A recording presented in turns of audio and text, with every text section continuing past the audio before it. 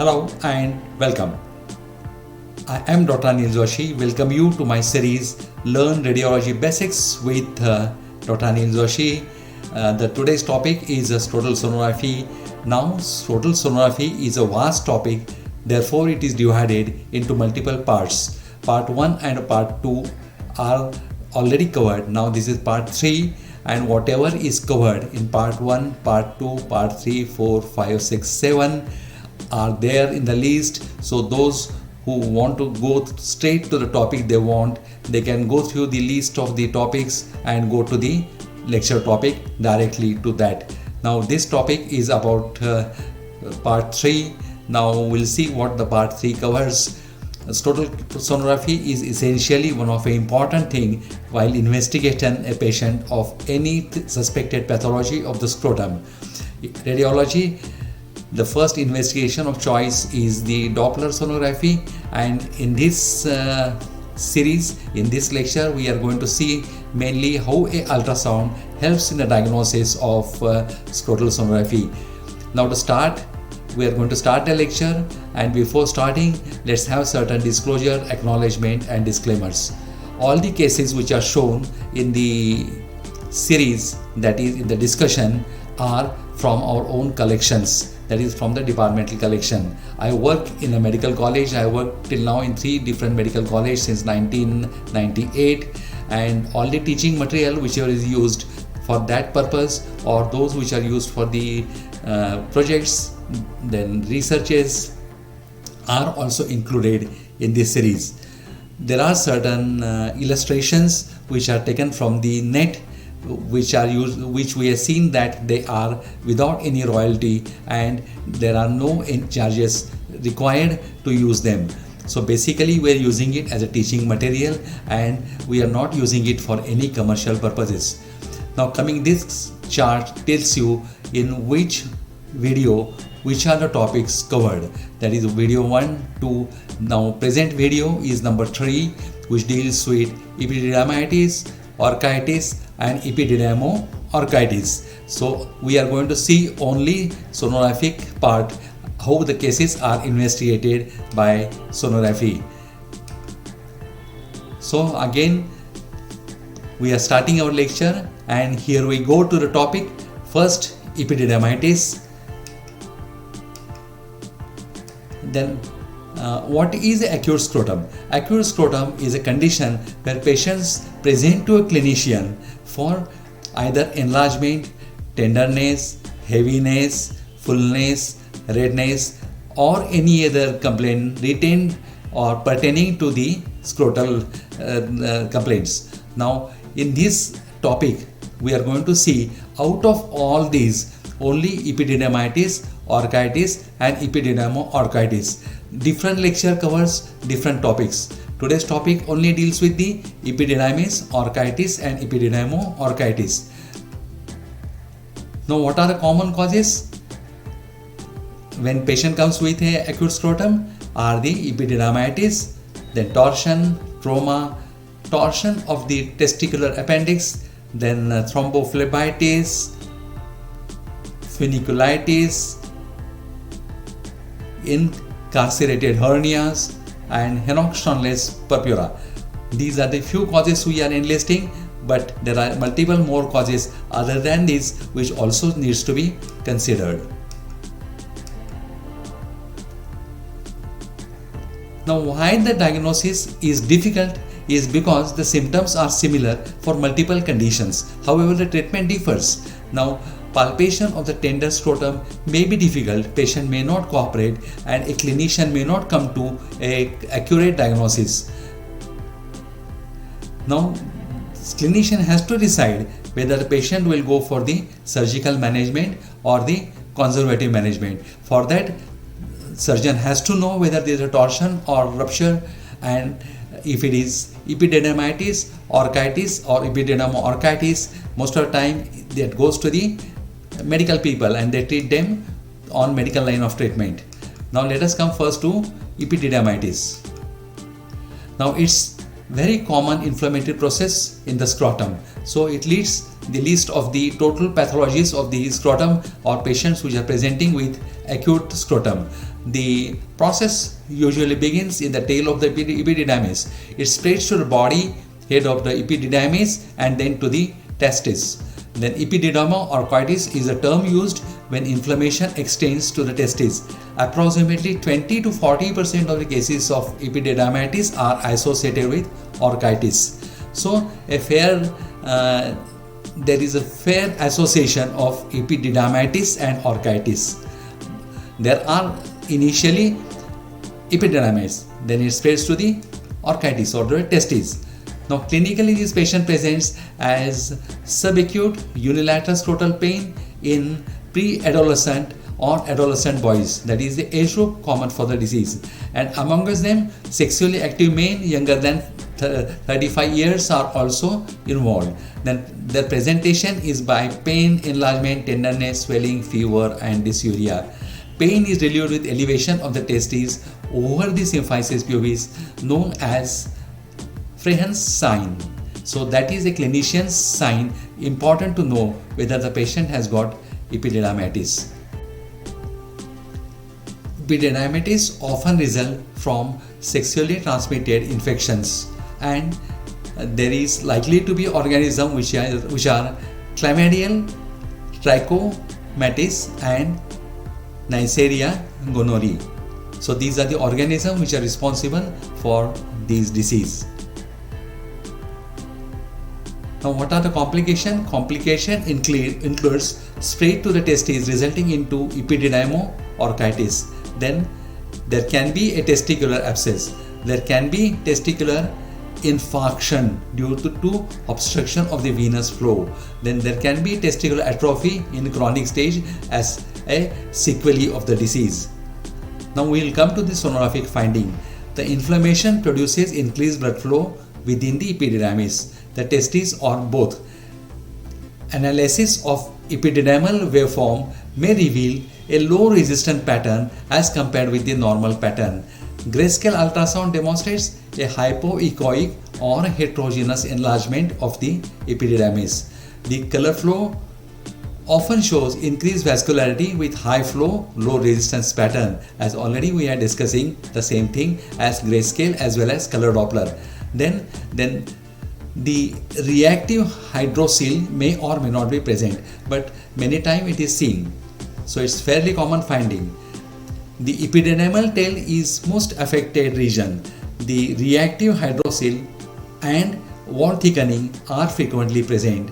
Increased size, and depending on the time of duration, there may be a decrease in size, increase in size or heterogeneous echogenicity of the affected organs that is observed. So everything depends whether the the patient has presented in chronic stage or subacute stage, and what is the disease process, how it has progressed. Sometimes the infections are virulent, that's why in early stage also all these signs are seen. Now here what we are seeing are the enlarged epididymis. Epididymal cyst is a incidental finding, and we are also seeing the fluid surrounding it. Now these are the different cases which shows enlargement, increased vascularity and also reactive formation of the fluid. Now I'll be showing you multiple cases. We are going fast. Those who are interested in seeing it in more detail can stop it and see it in more detail.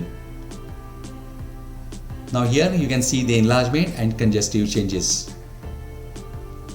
Now again, most of the cases has got same findings, so I will not be repeating. These are different cases, these are different presentations, and this is only to meant how it can pattern, how the patterns of the disease can be and how many different ways it can present. Again we are seeing heterogeneous echogenicity, then enlargement and congestive changes here.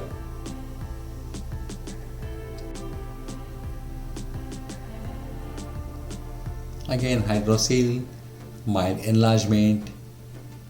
Then sometimes a capsular thickening can also be associated. That finding is to be noted in the report. Now, as it is said, the epididymitis often spreads to the testes also. So we get in many cases epididymo-orchitis.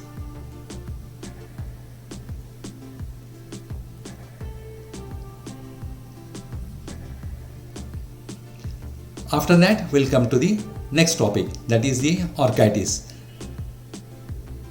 Now, often there is overlapping of the symptomatology as well as clinical findings.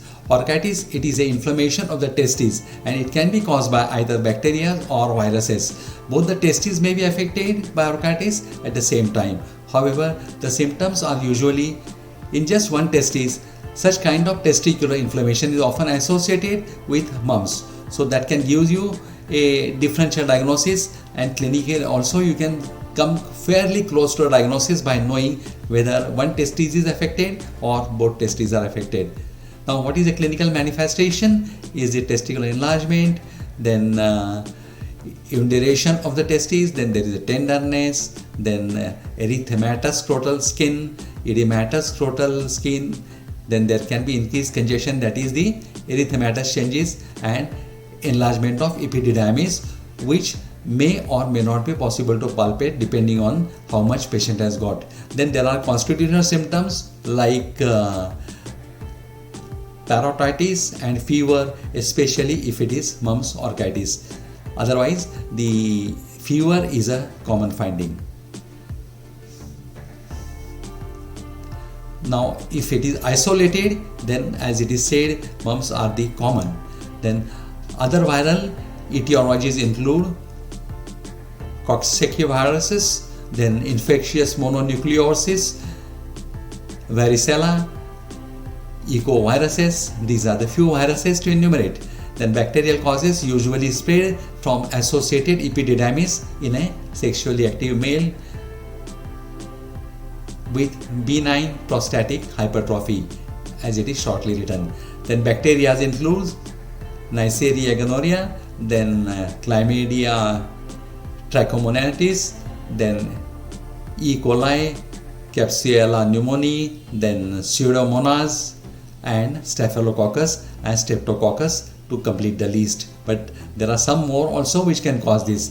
Bacterial orchitis are usually occurs without an associated epididymitis. So it's an isolated presentation of orchitis, or whenever you are finding only orchitis, you think of either bacterial. If it is unilateral, you think of mumps. Now, what are risk factors? People who are engaged in high risk sexual behavior may be more liable to develop orchitis. Then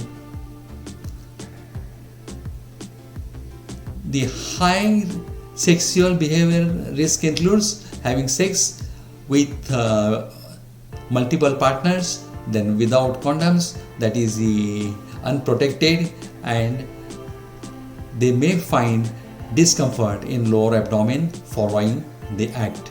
Then sexual intercourses with more than one partner, then having a history of sexually transmitted diseases, then having a partner who has sexually transmitted infections. Then congenital urinary tract abnormalities can also increase risk of orchitis. This means if one is born with a stricture problems involving bladder or urethra, recent surgery or history of structural problems in urinary tract, they are more liable for the orchitis. And regular use of the urethral catheters, these are the patient usually having neurogenic bladder. Them also it is more common. Now, what are the complications of orchitis? Are abscess, the hypoechoic areas with surrounding hyperemia, the rim of increased uptake on scintigraphy are characteristics of development of the abscess, which is a complication. Then testicular ischemia, that is representing first with edema, then also with edema, and a color Doppler will show that there is low pickup of the color. Then there will be enlarged epididymis and testes, both the things will be enlarged. Then poorly perfused testes, enlargement, and normal axis of testes in hemiscrotum. This will be the findings in addition to the spermatic cord normal. So to demonstrate normal spermatic cord and to demonstrate affecting organs like whether it is the epididymis, whether it is the testes, is the role of a sonologist. Now, primary orchitis ultrasound findings, what are they? Enlarged testes with homogeneous appearance. Then orchitis may be diffuse or focal. Then focal orchitis appearing as multiple hypoechoic lesions with increased testicular blood flow, that is congestion. The eye of the epididymal and testicular artery is low. So these are the Doppler findings. Now we are seeing these cases. These are few more to enumerate the list. Congestive changes, as rightly it is seen. Here both are affected, epididymis also and testes also. Now we'll come to the combined epididymo-orchitis. Often we have seen till now that there is a fair and common association between two, but however here we are going to see it again in more detail. So epididymitis is an inflammation of the epididymitis. Then if inflammation spread to the testicle, the spread to the scrotum, it is called as orchi-epididymitis because the testes are involved along with the epididymis. Then what are the characteristics? It is characterized by focal, peripheral, hypoechoic, testicular lesion that are poorly defined, amorphous or crescent shaped. Orchitis also exhibits testicular hyperemia on color Doppler. Then epididymitis orchitis, first we have seen orchitis, now epididymo-orchitis, sonographically images is usually accompanied by epididymal hyperemia, so also testicular hyperemia. A reactive hydrocele is frequently present associated with epididymo-orchitis. The complication of both includes orchitis, abscess formation and ischemia. Sometimes these are also seen in case of epididymis. Epididymal abscess are also known, which we are going to see in our film reading session or in the patient when we are going to see the films or the presentations. Now what are the symptoms? Pain which gets worsened with the pressure, tenderness in the testicles and groin, heavy sensation in the testicle area and lump in the testicles. Then painful urination, painful ejaculations, then swollen scrotum, blood in the semen, abnormal discharges and enlarged prostate which may or may not be found. We have to check for patient's age also and the symptoms of bladder outlet obstruction. Then swollen lymph nodes in the groin is often a common findings and fever with chill is a constitutional and that is also important. Here we are seeing the cases of orchitis, epididymo-orchitis, enlargement, congestive changes. They will favor the diagnosis of epididymo-orchitis. We are seeing multiple cases. Sometimes we will see also fluid around, hydrocele.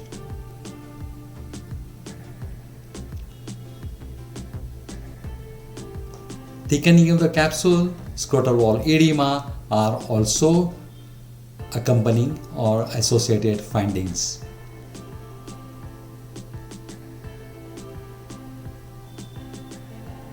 Now let us see different type of orchitis. What are they? That is, first we'll go to a group when we'll find a necrosis of the testes and tuberculous infection. Sometimes they are existing, sometimes they can be of different etiologies. So we have to not only see the ultrasound findings, but we have also to see the associated findings. Now let us come to tuberculous epididymo-orchitis.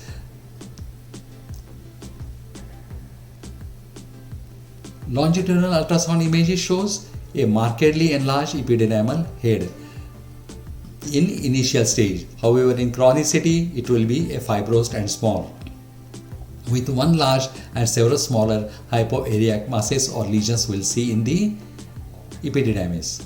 Then there are also multiple small hypoechoic lesions within the testes. So both will show the changes. Epididymis as well as testes will show these changes. Now, epididymitis. Longitudinal US images shows a heterogeneous hypoechoic mass in the region of epididymal tail.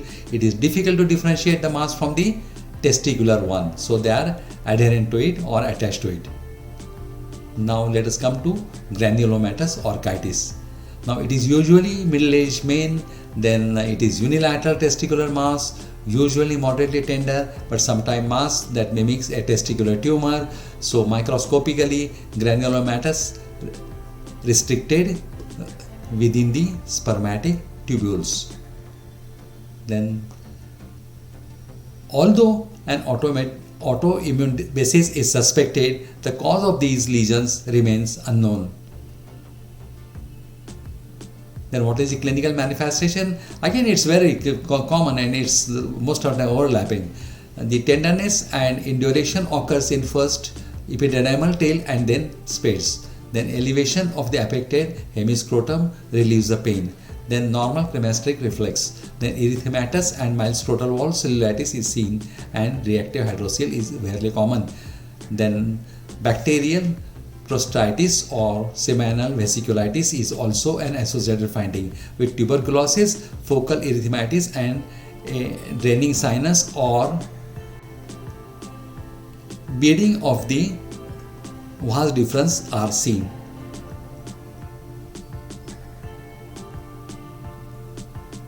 Now what is emphysematous epididymoorchitis? Emphysematous means air pockets.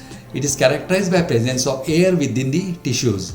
It may be associated with diabetes mellitus or fulminating infection seen in patients with AIDS. Then the most of common pathogenesis are gas-forming infections like E. coli, Klebsiella, Pseudomonas, Streptococci, Staphylococci and bacteroids. Clinically they present as emphysematous. The clinician with the help of clinical examination with the hands can find out whether the scrotal wall is thickened, whether testes are thickened. However, to know presence of air, a sonography is must. It is one of the acute pain, swelling and tenderness in the scrotum associated with fever. So clinically you can suspect it. And what are the ultrasound finding of emphysematous orchitis? Are the gas forming pockets, or we have to see a such thing with the help of high frequency probe, because the finding may be superficially in the skin or they may be in testes. So all the time we have to go for a high frequency probe for sonography. A linear array transducer with color Doppler and power Doppler are the essentialities. We have to examine the testes, we have to examine the wall, scrotal wall, and we have to see the inguinal region for enlarged lymph nodes. Then these are classified as the epididymal lesions into three categories. Coming to emphysematous epididymoorchitis Doppler finding. These are classified as epididymal lesions into three categories. The first is non-specific epididymitis, then second is tuberculous epididymitis, and third is benign epididymal masses. Whatever we had discussed, now we are going to see in the pictures. This is tuberculous epididymoorchitis. You can see wall thickening also, scrotal wall thickening also. Now here also you are seeing a testicular lesions. The first row, second row are different patients. Second patient is epididymoorchitis plus hydrocele. The first patient shows multiple ischemic areas in the testes as indicated as the low echogeny. They can as well be a focal edematous lesion. Now, once a chronic epididymal stage reaches, as we are seeing in upper case, it starts getting shrunken. So atrophic changes are seen in these patients. Now here we are seeing lymph nodes associated, then testicular lesions.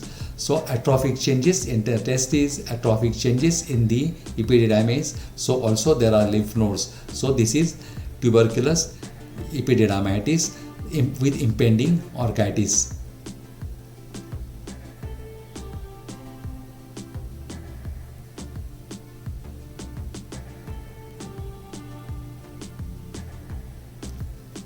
We are seeing different cases, but the pathology is same.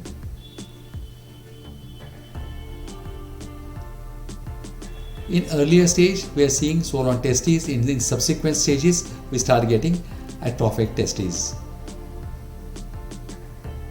Now, what is the miscellaneous orchitis? Mumps orchitis. The viruses are mumps viruses. Then it's a viral orchitis. The 90% of males with mumps after puberty develop orchitis. So 4 to 7 days after infection of parotitis, mumps infection spreads. Testicular involvement usually is unilateral, and epididymitis is associated with orchitis in most of the cases. The clinical findings include fever, malaise, vomiting, lower abdominal pain, and testicular pain. These are the constituent symptoms which are seen in mumps orchitis. Now, what are the complications? Is a testicular atrophy. Then orchitis can eventually cause affected testicle to shrink, then scrotal abscess. The infected tissues fills the pus, and that is a scrotal abscess, which is seen as a complication. Then infertility. Occasionally orchitis can cause infertility or inadequate testosterone production, that is hypogonadism. But these are less likely if orchitis affects only one testicle, and also if the orchitis is seen in early stage, that is in childhood. The complications are more in adulthood. These are different cases we are seeing. Then we can sometimes get associated fluid formation.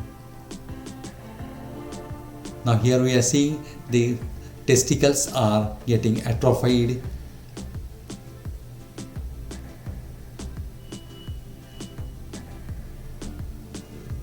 So far we are seeing what is orchitis, what is epididymitis, what is epididyma orchitis, what are the causative organisms, who are the patients who are susceptible for all these things. Now, when clinician suspects patient has come with an acute scrotum with a complaint as already enlisted, the first investigation of choice is ultrasound, because clinical examination is often difficult due to tenderness or swelling of the testes, and the detailed palpation examination may not be possible. In that condition, the investigation of choice is the radiological investigation, and it is the Doppler sonography. So, in conclusion, we have to say the Doppler sonography is investigation of choice in cases of suspected patients having epididymitis, orchitis, epididymo orchitis, their presentation, their complications. Then it is also important to differentiate between orchitis and intermittent incomplete testicular torsion. We may sometimes face difficulty. We may sometimes require detailed clinical examination, or we may need sometimes a follow-up examination to differentiate between these two. Then differentiation between ischemic orchitis and complete testicular torsion is difficult and needs really experience. With this, we are coming to the end of part 3. As we have said that there are multiple testicular pathologies, and we want to show multiple illustrations, multiple cases. So therefore it is divided into multiple subtopics. The indexing is given.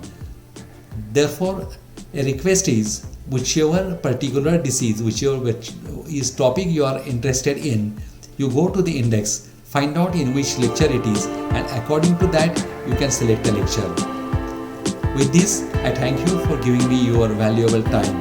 Please know, radiology is not a race, it's a process. Be a part of this process and enjoy best of the knowledge. It is very important to realize what is the technique of ultrasound. It is very important to know how to handle this patient. They have got a painful scrotum. So how to do examination by keeping their pain factor in mind, and to give best advice, best benefit to the clinician by giving a diagnosis. With that, patient will be relieved of the pain, patient will be relieved of the disease, he will relieve faster, the complication rate will be low. Therefore, it is most important. You must master the art and you must put your 100% to give clinician perfect diagnosis, if not as much near as possible. With this, I am Dr. Anil Joshi. Logs off till we meet again. We are going to meet in the different lectures on different topics, and also in this total sonography in the remaining lecture, or we have already met in the earlier lectures. Thank you, goodbye, and take care.